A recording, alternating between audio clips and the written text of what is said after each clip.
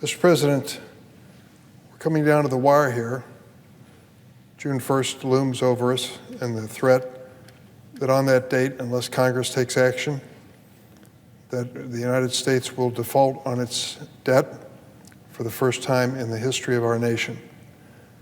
All the people who are in the know tell us it would be a disaster of such proportion that it would harm individuals, families, and businesses across the United States, and would ultimately diminish the United States' reputation for the most stable currency, the US dollar, in the world.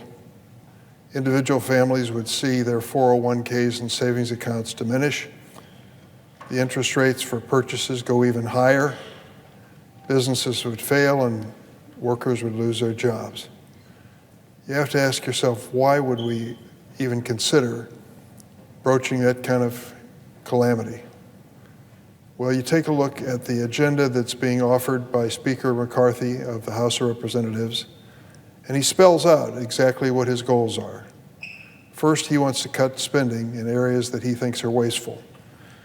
For example, he would wipe out 30,000 law enforcement and border patrol jobs. How many times has the Speaker's party reminded us that we have a crisis on our southern border and need to marshal our resources to protect America? Whether he's exaggerating or simply stating a fact is your own decision, your own conclusion. But can any part of his warning be answered by eliminating our personnel, our national personnel on the border? I don't think so. This approach by Speaker McCarthy would also threaten housing and food security for tens of thousands of American individuals, including many veterans. It would deprive 1 million senior citizens of access to Meals on Wheels. That's what his goal is in terms of cutting the budget. And I might add a couple other things for your consideration. He would cut money for medical research in the United States by 25%. I've tried to work over the last 6 or 7 years with the goal of increasing medical research spending by 5% real growth every single year. We've gone from $30 to $48 billion in annual appropriations for what is considered the most sophisticated and successful medical research program in the world. And now the Speaker has told us we want to cut back on medical research. Tell that to the families of cancer victims. Tell that to the families that are trying to cope with diseases that are life-threatening on a daily basis. The breakthroughs that come about because of this medical research should inspire us to spend even more on research, to think that we may be close to a vaccine against pancreatic cancer. That is unthinkable a few weeks ago or months ago. But now there are reports that NIH research is leading in that direction with some promising conclusions. To think that we have the possibility of finally dealing with those maladies of the brain which haunt us in every family of this country. The notion that the researchers, because of NIH grants at Northwestern University in Chicago, have now found a successful way to breach the blood-brain barrier and have medications go directly into the brain. What can that do?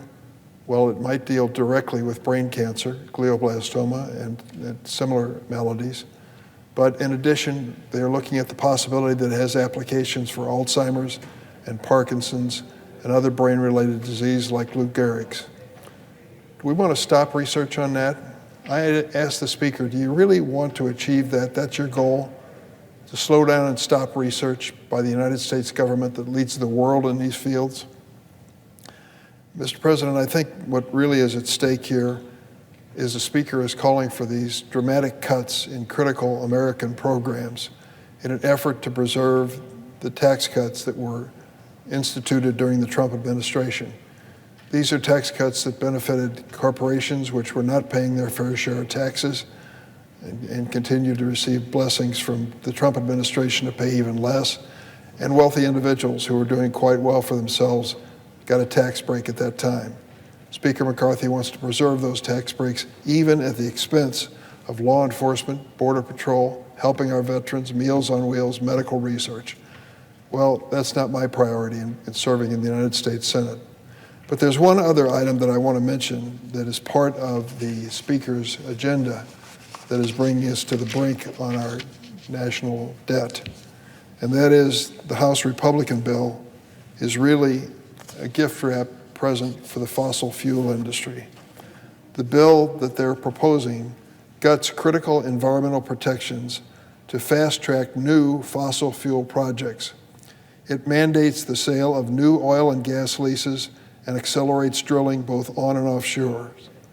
That's not just bad for the planet, it's bad for our people, our economy, as well as our nation, in the hopes of becoming energy independent.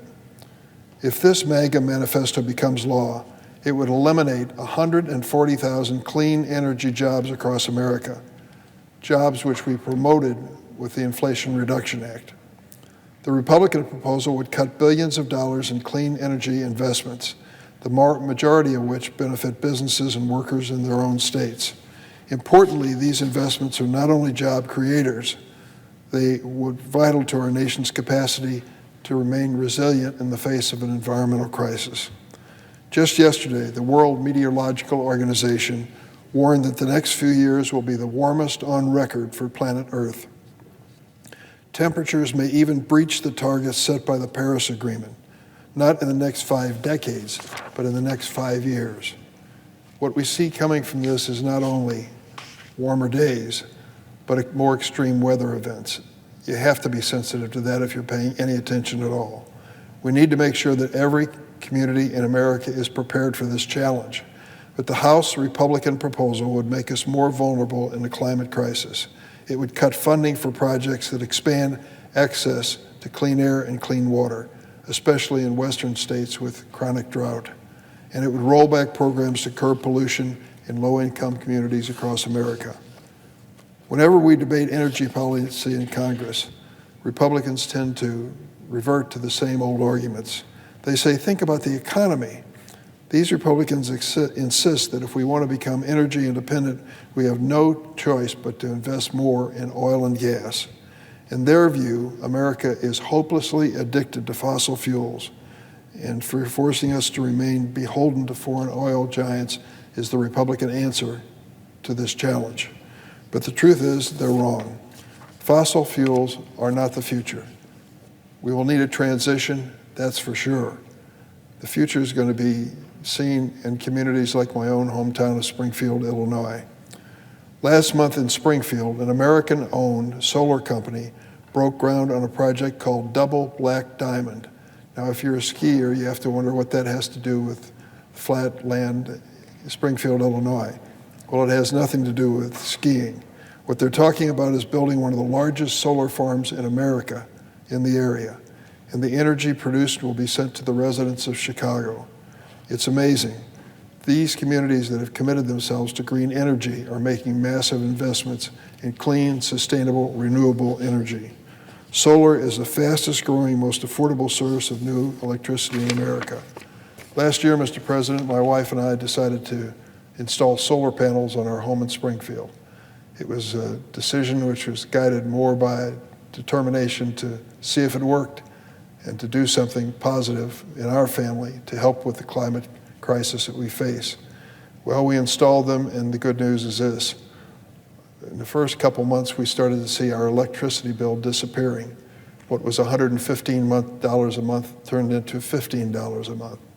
And of course, there were tax credits available for that decision for our family and every family that moves in that direction. We estimate that 230,000 homes in Illinois will do what we did and put solar panels on their roof. And with net metering, they'll find that it's a benefit in their monthly utility bills and a benefit to our environments. Right now, if we don't do this, China and other countries will. They are going to pursue solar energy in the next generation technology, and we'll be left behind if the Republicans have their way with their budget bill. So I would conclude by saying fossil fuels had their day. There is still a transition period where they will be needed, but we have got to point to a future where we can tell our kids and grandkids we are sensitive to this climate crisis, We are investing in the right kind of energy for the future. We're not going to have America take second place to China or any other country when it comes to competition for this technology. The Republican approach is yesterday. We've got to think about tomorrow. I yield the floor.